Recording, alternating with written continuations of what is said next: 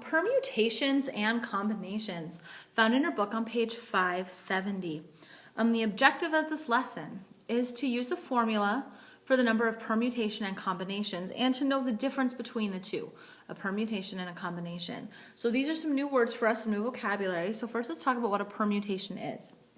A permutation is an arrangement of objects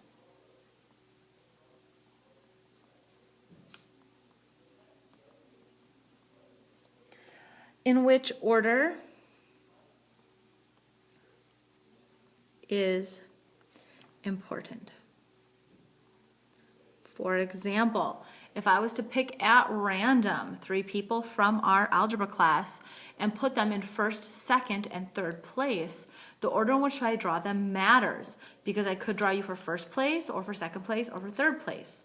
The order in that case matters. An example of where order doesn't matter is if I was just creating a group of 3 people and I picked at random. Doesn't matter if I drew you first or drew you third, you're still in that group of 3 people. So a permutation is the arrangement of objects in which order is important. Okay, so the order in which you draw them is important and the order in which you have them. So let's consider the permutations of the letters in the word pencils. And how many ways can you arrange all the letters? Meaning pencils would be different than slickneck if I do it backwards. Okay, so then backwards is different even though it's the same. How many? 1, 2, 3, 4, 5, 6, 7 letters. The order in which I have them is different. Okay, so we're going to use something called the fundamental counting principle. The fundamental counting principle. Okay, and what the fundamental counting principle tells me is I have how many different things here? 1, 2, 3, 4, 5, 6, 7. I have 7 different letters. So if I'm putting them in order for my first option, I have 7 different letters I could put for my first option. But after I pick the first one now, I only have 6 for the second option. There's only 6 for the second. And then there'll only be 5 options for the third spot, times 4, times 3, times 2, times 1, down to the last. So if I multiply 7 times 6 times 5 times 4 times 3 times 2 times 1, it gives me all the different ways I can arrange these 7 letters. So we would type in 7 times 6 times 5 times 4 times 3 times 2 times 1. 5,040. So if I was arranging these 7 letters, okay, and just rearranging them, I can arrange them 5,040 different ways. How many ways can you arrange 3 of the letters? So let's say I didn't want all 7 in a row, I just wanted 3 of them. Well, there's 7 for the first. I'm only arranging 3 letters, 1, 2, 3. 7 options for the first letter, 6 for the second letter, and 5 for the third letter. So I would only multiply 7 times 6 times 5. 2,210 different ways. Okay. If you notice, this expression here, 7 times 6 times 5 times 4 times 3 times 2 times 1, has a special name. It's called a factorial. And we would read it as 7 factorial. So we say it as 7 factorial. This is the factorial symbol right there. The exclamation mark in mathematics. And what that means is you multiply all of the integers less than n. Again, all of the positive integers less than n. So 8 factorial would be equal to 8 times 7 times 6 times 5 times 4 times 1. Again, I can't go any farther, multiply times 0. As soon as I do 0, the whole thing becomes 0. Okay. And then a special number, 0 factorial, is defined as being just the number 1. So this is a special definition there, kind of one of those you just have to memorize. 0 factorial is 1. Okay. So here in example 1, here we found what we call the permutation of 7 objects, taking 7 of them at a time. On this one, we found the permutation of 7 objects, only taking 3 of them. So the number of permutations of n objects is given by, here's how we write it. We would say taking n, the permutation of n objects, taking n at a time. And that's always equal to n factorial. For example, in this case here, example 1, we took 7 items. We want the permutation of those 7 items taking 7 at a time. So that would be equal to 7 factorial. Okay. Now, if I'm doing the number of permutations of n objects only taking r at a time, like in this example 1, part B, then we would go n, the permutation of n objects taking r at a time. That's equal to n factorial, but we have to divide that by n minus r factorial, because we have to take off the last 4 times 3 times 2 times 1. And we get that from 7. In this case, 7 minus 3 is 4, so we take off these last 4. Okay, so in our example here, we had a permutation of 7 objects, taking 4 at a time. So that would be equal to 7 factorial divided by 7 minus, taking 3 at a time, excuse me, we're only doing 3, because we're doing 3 letters, arranged 3 letters. So then it would be 7 minus 3 factorial. So I would take 7 times 6 times 5 times 4 times 3 times 2 times 1 and divide it by 4 times 3 times 2 times 1. Okay, so here for extra example 2, we have 8 people serve on a committee. And how many different ways can a chairperson, a recorder, and a treasurer be chosen from the committee members? So here the order does matter, because if I picked a person second, they would be the recorder, not the chairperson. So we have to ask ourselves, what am I doing here? I've got 8 people, and I'm picking 3 of them. 1, 2, 3. So I'm doing 8 permutations, picking 3 at a time. Okay. So to do that, I take my n here. So, because this fits the rule, this rule right here, my n is my 8, my r is my 3. So we would have 8 factorial divided by 8 minus 3 factorial. So that's 8 factorial divided by 5 factorial.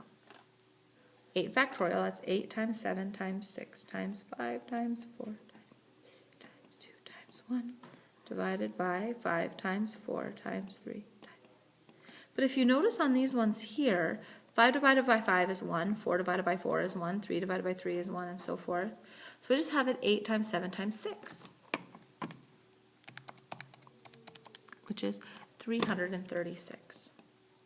So there's 336 ways to draw a 3-person committee, a chairperson, a recorder, and a treasurer from a group of 8 people. Okay. All right. Next one, extra example 3. Let's use this newfound thing of finding all the different ways. So basically, what these permutations save us from doing is from listing out all of the different possible ways, or listing everything in the sample space. We don't want to list everything in the sample space. So this way, I know there's 336 things in that sample space. Okay. So here we have Drea and Brian are auditioning for a part in the school play. There are 15 people auditioning, and the order of their auditions is chosen at random. So whoever goes first, second, first, and so on. So we want to find the probability that Drea auditions last. Oh, sorry, that should be last. And Brian auditions second to last. So again, to find the probability here, we want the probability that Drea last and Brian second to last. So again here, I would take the number of favorable, dividing by the total number. So how many different ways are there of rearranging 15 people auditioning if the order matters? So for the total here, I'm taking 15 people and putting them and taking 15 of them and finding the permutation. So this would be equal to 15 factorial. So we need to take 15 times 14 times 13 times 12 times 11 times 10 times 9 times 8 times 7 times 6 times 5 times 4 times 3 times 2 times 1. Holy buckets, that's huge. Okay, so that's our denominator. Okay, why don't we just write it as 15 factorial instead of that big old long thing. Okay, and then we want the number of favorable outcomes. How many favorable outcomes do we have? Well, if we're looking at the number of favorable outcomes, basically it's now if I'm for last, if Drea's last and Brian's first, that means there's only 13 people left, right? So there's 13 different ways of ordering those 13 people. So this would be 13 permutations taking 13 at a time. So that would be 13 factorial because our favorable outcomes is me, Drea, and Brian last. So Drea last, Brian second to last. That means there's 13 other ways. There's 13 left to fill the first 13 spaces.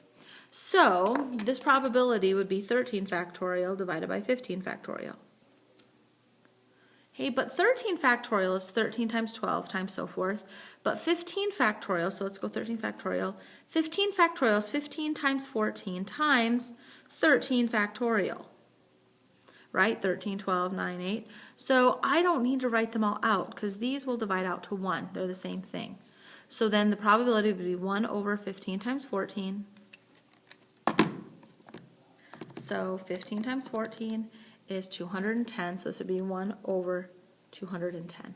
That's a probability that Drea will be last and Brian will be second to last. Okay. Now combination. A combination is an arrangement of a selection of objects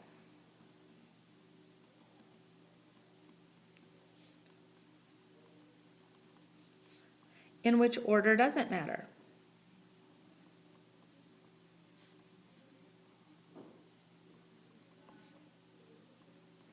So the order in which you draw them doesn't matter at all. Okay, so you're going to have a lot of duplicates. What I mean by that is if we're looking at, if we count the possible combinations of 4 letters, so I'm choosing 4 letters from here. Well, I could do P, Q, R, S, there's 4. But S, R, Q, P is the exact same because it's still the same 4 letters. So I could do P, Q, R, S. I could do P, Q, R, T. Could do P, Q, R, U. ... keep listing. Okay, so what I'd like you to do is I'd like you to list out, finish this problem. How many are there? What is the sample space here? How many are there? What's a sample space for counting out 4 letters chosen from that list? Okay, so so pause the video and do that. Okay. All right, now that you're back, okay, let's look at a shortcut way of finding those. So a combination, again, the number of combination of m objects taken r at a time. Hey, there's a shortcut for that. Again, we write it with the subscript, so we'll do n combination taking r at a time. So this is n objects taking r at a time. This is equal to, we still start with n factorial, and we still do the n minus r factorial. But then I need to also divide by r factorial to get rid of all the duplicates, the ones that would be in both lists, just in a different order. Okay, now I'd like you to go back and try to figure out if you can use this new formula for combinations to help you double check your work here in extra example 4. So pause the video and go back and do that. Okay, now let's go ahead, let's do another example, extra example 5. You are listening to music. You have time to hear only 3 songs from your playlist of 16 songs. How many combinations of 3 songs are possible? Again, here you always have to ask yourself, does order matter or not? In this case, order doesn't matter. It doesn't matter which song you hear first, just how many different ways of the 3 songs are possible. So we have 16 songs, a combination taking 3 at a time. So I take 16 factorial, divide it by 16 minus 3 factorial, times 3 factorial. So let's see, we'd have 16 factorial over 16 minus 3, 13 factorial times 3 factorial. Okay, so let's bring it over here. So 16 factorial is 16 times 15 times 14 times 13 factorial. And the reason I write it that way is because I have a 13 factorial down here. So these will divide out to 1. So 16 times 15 times 14 divided by 3 times 2 times 1. So that'll be all the number of different ways. So we would take 16 times 15 times 14, and divide it by 3 times 2 times 1. 560. There are 560 ways, combinations of 3 songs possible. Okay. Right, extra example 6. The art teacher has selected 13 projects, so we have 13 projects total. I'm assuming that's probably important, including one of yours and one of your friends, so you're in that group. The projects are placed at random. There's room for 2 projects in the middle row of the case. What is the probability that your project and your friend's project are the 2 placed in the middle row? So we want the probability of both of you in the middle row. So again, we'll need the number of favorable divided by the total number of outcomes. Okay, so the total number of outcomes, how many different ways can these 13 projects be taken 2 at a time? Right, but again, it doesn't matter which one's first, which one's second, so order doesn't matter. So we're taking 13 objects, a combination of 13 objects, taking 2 at a time.